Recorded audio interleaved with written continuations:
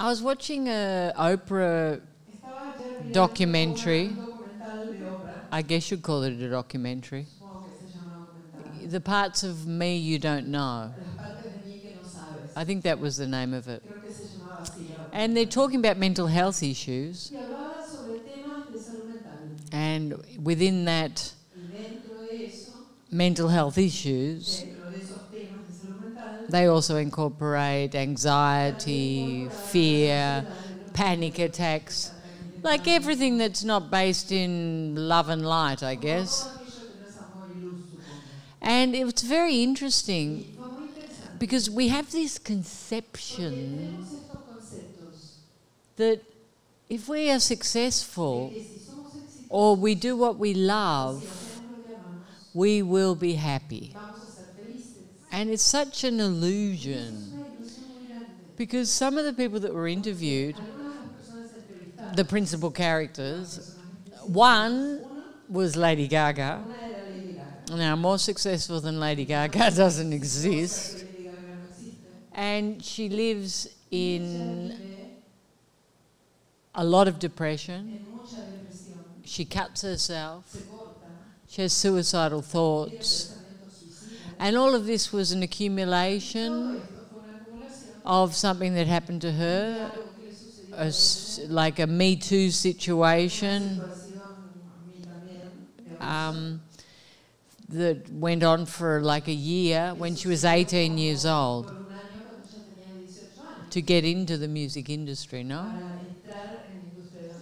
And she started cutting herself and like having suicidal tendencies and depression, and she still does. Like she has an addiction to that. Another person was a very famous black chef. I can't remember his name. And he has panic attacks and suicidal tendencies as well.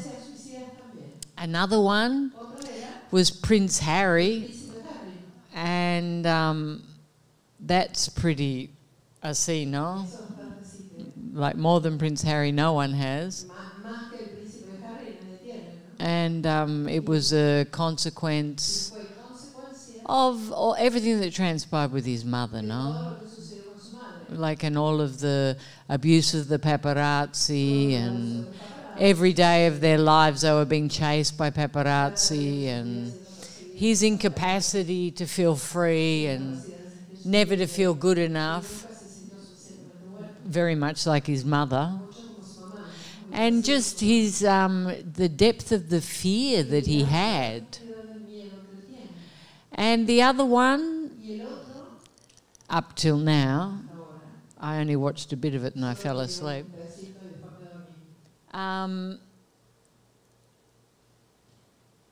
was an Olympic boxer, a woman. Like she was considered #1 for the World Championship in the Olympics. I don't know if she won. I never got that far. But she had a phobia about dirt. So she was just constantly cleaning. And she'd be up like 12 hours a night cleaning something. Like the obsessive compulsive, no? But to the point where she couldn't even sleep, she couldn't eat, all she could do was train and clean. And if you look at the situation, like she'd go to the supermarket and she'd buy just trolleys after trolleys of cleaning products and cleaning her hands. And it was very intricate, no? Like how she'd wash, and if it was perfect, and if it wasn't perfect, she'd repeat it till her hands, she had no skin on her hands almost. But all of these things come from a profound fear, a damage, something that transpired when they were children, no? Other things spark it later. And I was thinking, everyone's like that. Every human on the planet has fear. And until we heal that, until we go in and we move the emotions, the angst, that sensitivity, that damage that transpires when we're children, we keep recreating situations and it keeps escalating. It keeps escalating. And we might go through periods in our lives where everything externally is stable. But then one thing happens and all of the castle comes tumbling down. And it's what I show in the movie. Why walk when you can fly? No. It all starts to collapse. And, you know, I always think of Jesus, no? Build your house on a strong foundation. And he was talking about building our house on a foundation of unconditional love. Because that's the only thing that can sustain the test of time. Okay, because it's permanent. And everything else is so fragile. But it's an amazing thing that now they're starting to address mental health issues. Because we're all walking around pretending with our masks, acting, trying to cope, trying to feel good with ourselves. And until we actually go in and own what's happened, we can never let it go, no? We can't heal it. We can drink it, we can drug it, we can marry it, we can workaholic it, we can whatever. But ultimately, everything we stuff inside, it does come to the surface. There's only so much the human body can contain. And often it releases itself with anguish, with mental problems, the incapacity to sleep, the incapacity to focus, the incapacity to function, until you have a complete meltdown, or it manifests with sicknesses, you know, and a lot of those sicknesses really confront our mortality, no? And we have to heal. We have to change. We have to do something different. And I was thinking about that because they call it mental health issues, but it's really just anguish. And it's just illusionary. It's something we can release, and we can elevate our vibratory system, and we can live without that. All humans. But we don't address it at an early age. And I know that with the education system that we've created, it addresses this. Okay, because it allows children the capacity to express. It allows children the capacity to move their fears, to talk, to communicate, to let go of their prejudices. It allows them to sustain that internal connection, that internal safe house, and to know their own innate perfection. We teach them to be happy and to sustain that. And that is sustainability. That is sustainability. And the thing is that we teach children fear. That's what we teach. We teach them to compete, we teach them to do, to have, but we never teach them how to be. And that is the most important thing to build a happy life. You know, what do you want to be when you grow up? Oh, happy? No, I want to be a fireman. I want to be an astronaut. I want to be an Olympic champion. I want to be what I want to be. I want to be. I want to be whatever will impress you. And we have to change the whole structure. And we have to start with what we have. Because what we have is perfect. It comes perfectly. Always. Unique. Perfect. And then we have to nurture that perfection. And the movie that we're doing, which is Ico and the Lost Diamond of Atlantis, or the Black Diamond, yeah. The whole movie's focused on that.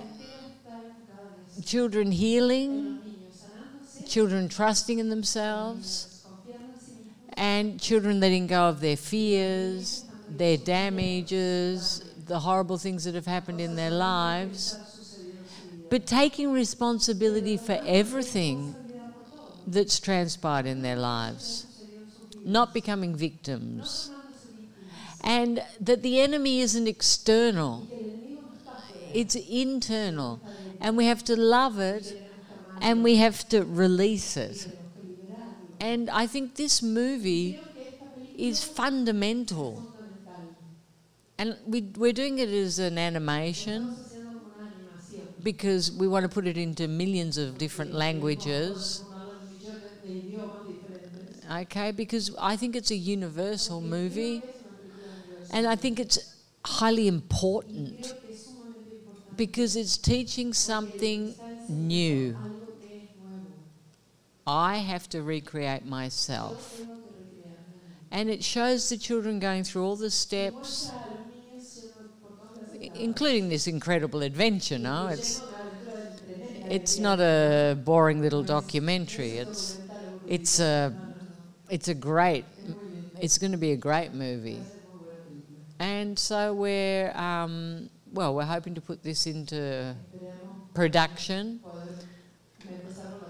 Obviously, we're looking for resources. We haven't tried yet, but I don't know where we'll go, but we'll create something. But I think to touch children at a very early age, it's fundamental. To plant something different in their heads, instead of just shooting the enemy, winning the race, fighting the fight. We need to teach them something new, but from the very beginning. You know, when they're 3 years old. As soon as they step into kindergarten, we have to sustain that innate perfection, that unique aspect and flavour and colour that all children have, and we have to teach all children to love and respect that within themselves and within others. And you know, often children come from situations that aren't safe. They come from very violent backgrounds. And it's very important that within the schooling institution, they have a safe place, someone that believes in them, someone that can support them, someone that can allow them to liberate everything that's happening instead of stuffing it and then projecting it through bullying or whatever children do. And I just wanted to share that. But it really touched me, this thing. The work that Oprah's doing is always exceptional now. She's an amazing woman that came from such a shitty background, like really horrible. It's a phenomenon what she's achieved. And I think she's a great inspiration. And she's always trying to deliver an important message to humanity. And I think it's very important that people of such fame have the capacity to really be vulnerable and to share their situation. And it's not that they're sharing as victims. They're sharing to inspire other people to change. And really, to be that famous, or a member of the royal family, and to bare your soul in national television, international television, global television, is admirable, no? I was very like, whoa. So I want to do more work in those areas too, because I think this system's perfect for these situations. Yeah. Okay. This week, some teachers pointed some immature places in me. I'm wanting to fight and not letting go of the fight, or hide, not to be criticized. Can you talk about the immaturity places we have and how to mature there? You know, if the teachers are pointing out places to you, it's just about going in and looking at those places, recognizing them and changing them. And that comes from consciousness. You know, once you're aware, you have to change. You know, lots of people are very comfortable in their immaturity, in their places of victim, because they feel that someone's going to save them. They don't want to be powerful. They don't want to take responsibility for their lives. But you can only do that for so long, because you get to a point in your life that if you really want to be powerful, you have to take responsibility. And those behaviours that are immature, that are of a child that has no power, a child that has fear, you have to let that go. And you have the consciousness to let that go. That's why the teachers are showing you. They're saying, hey, you're very comfortable, aren't you? Well, stop being so comfortable. You know, it's time to shake yourself up a bit. And see that too. Because what value is there? What value is there for a conscious human not to step into their power? What value is there in a conscious human playing the role of victim? There's no value. It doesn't serve you. It doesn't serve humanity. And it doesn't inspire your creation. You just keep creating the same little baby things. I need puppy to protect me because I can't look after myself. I'm 60. But Daddy's dead, but I need another puppy.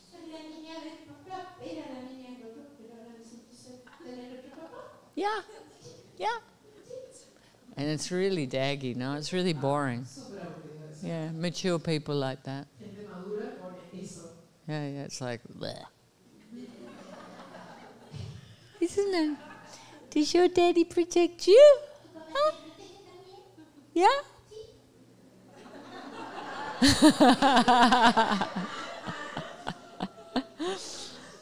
My question is, Can you tell me the energy that I feel when I listen to you talking and the energy I feel in many people when they are around me? So that's your energy. It's your heart resonating with my energy. Because you know that's real. And it's not coming from here. It's coming from here. Because you're open to receive it. And it's consciousness. And it's a beautiful feeling, no? It's like that clarity is your clarity. It's like, oh, that resonates with me. I know that. And when conscious people talk, you feel it. Because it comes from an internal place. It doesn't come from a place of blah, blah, blah. And you have that sensitivity. That's why you change so quickly. Because you have that opening and the vulnerability to listen. So that's great. Yeah, very good.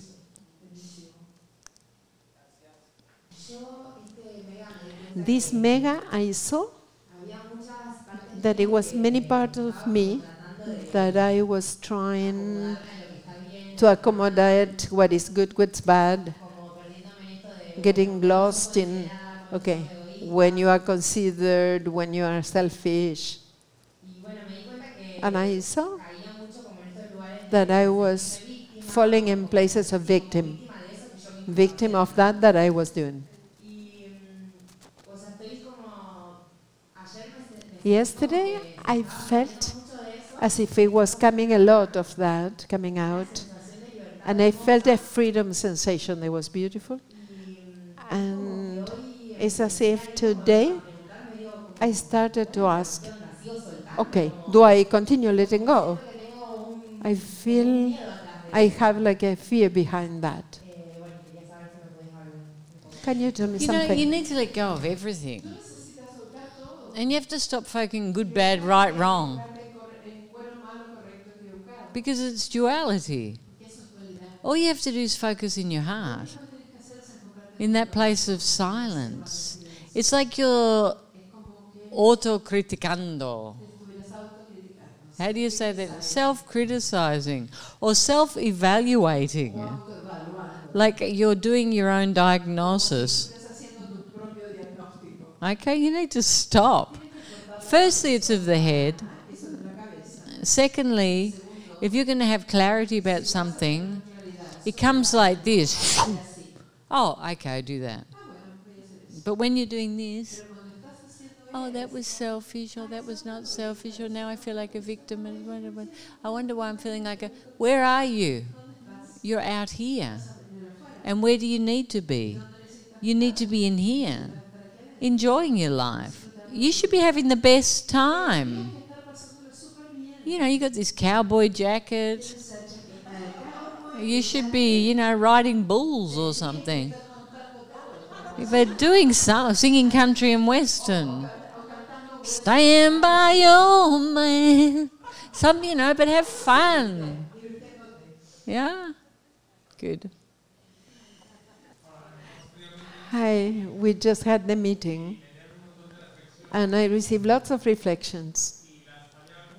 And there were many of them I could understand, or they made sense for me, but I didn't get in 100%. No, some part of me was wanting to understand, but not quite seeing it.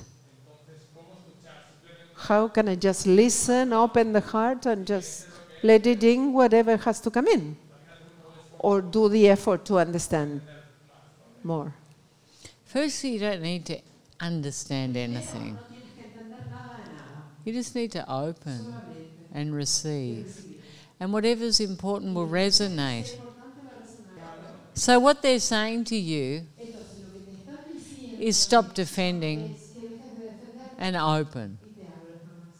You know, it's one thing to move stress, and then you get to the point that the stress is a protection.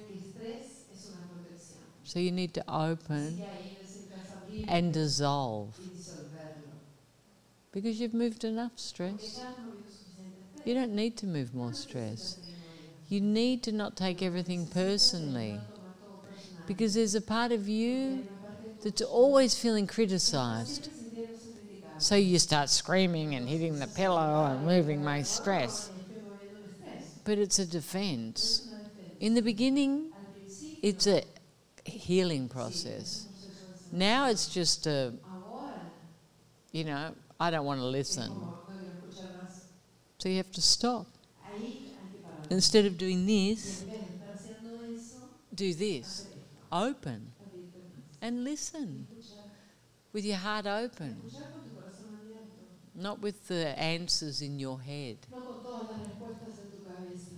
of defense or judgment or guilt or whatever human emotion you wish to conjure in that moment.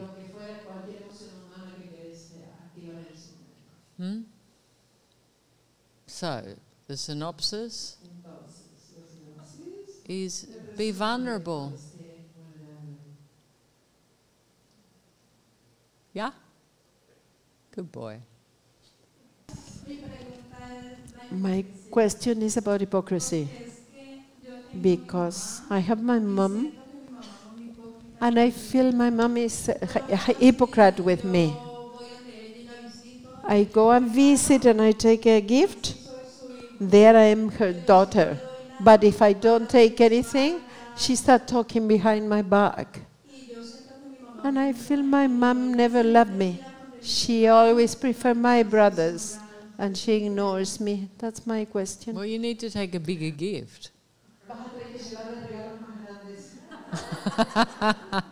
Then you'll be the favourite. You know, parents learn behaviours, but you don't really know how they feel. Like, that's like a feeling of a child, no? She evaluates her children through what they bring her. But it's not real. It's just her protection. And I'm sure she talks about the other brothers and sisters, because she's got nothing else to talk about. You know, she likes to gossip. She likes to complain. She likes to be a victim. She likes to be a hypocrite.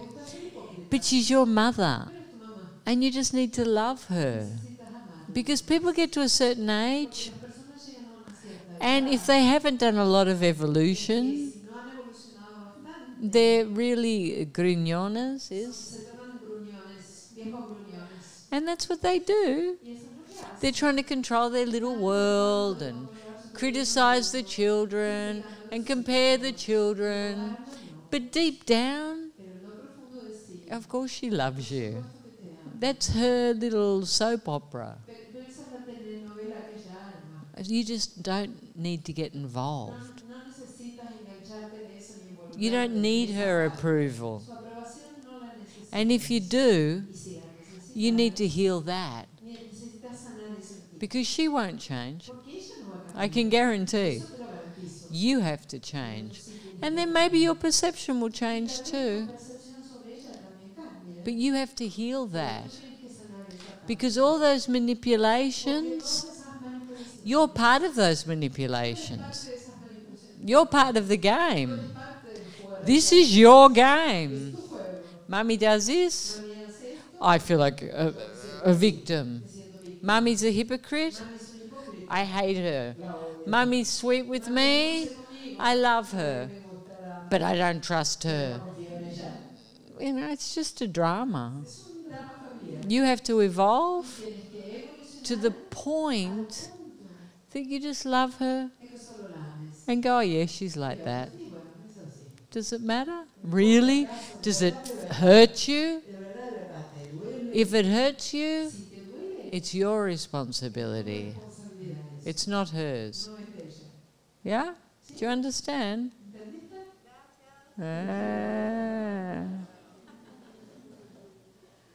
You know, we've all had complicated mothers, don't worry.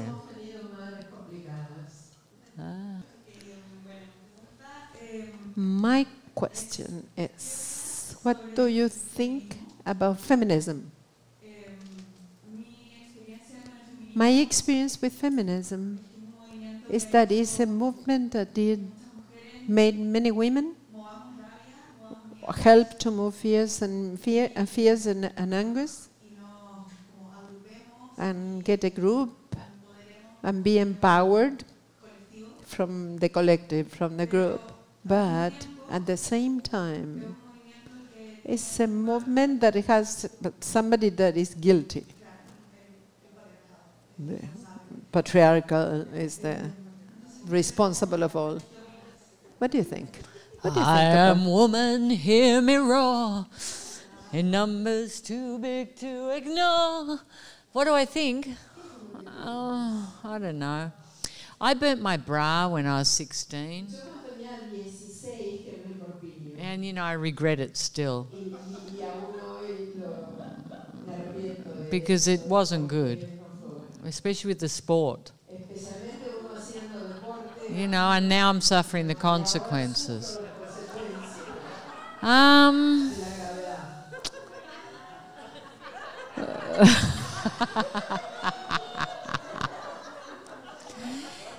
You know, I think all of these groups have a point.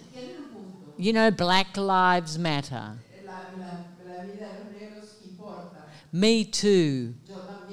All of these things bring awareness.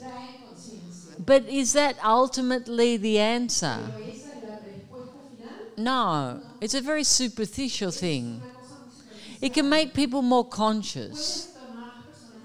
And it can start to stop a lot of the sexual abuse, a lot of the machismo, a lot of places where people just did what they wanted and now they can't because they're afraid.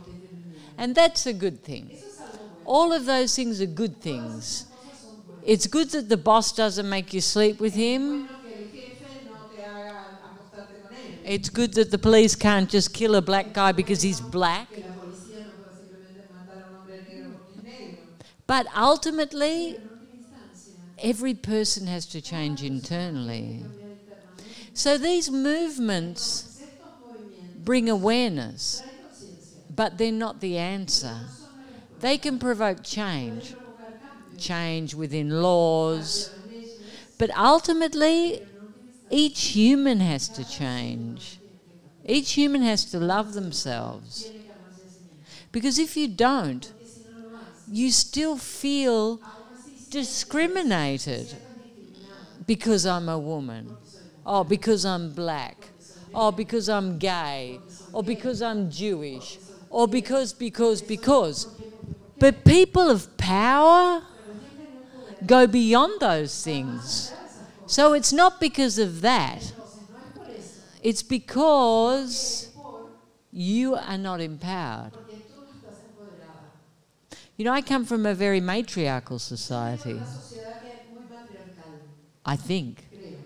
We don't have the same stigma, the same machismo, not within the educated people anyway. You know, it's very British and everyone's very polite and everyone's, you know, and women create opportunities. And I don't think there's as much discrimination. But in lots of countries, it's extreme, but really extreme. And the abuse of women is extreme. And these places have to bring awareness. These places have to bring awareness. You know, women can't just be disposable sexual objects. You know, disposable with their families, disposable within the family, disposable in the world. Obviously not. We have to have awareness for human trafficking, the abuse of men as well, in the workplace, in factories, in all of these places.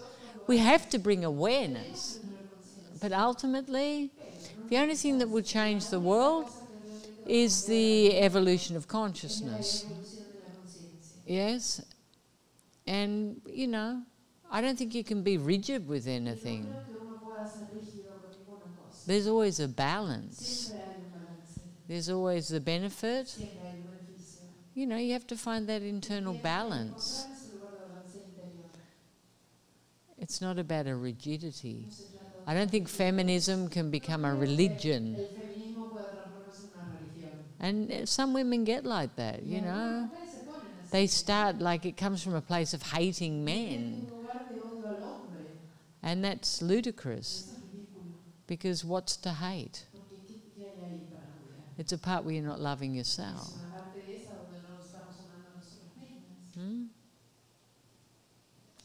Okay. That's very political today, no? Very good, very good.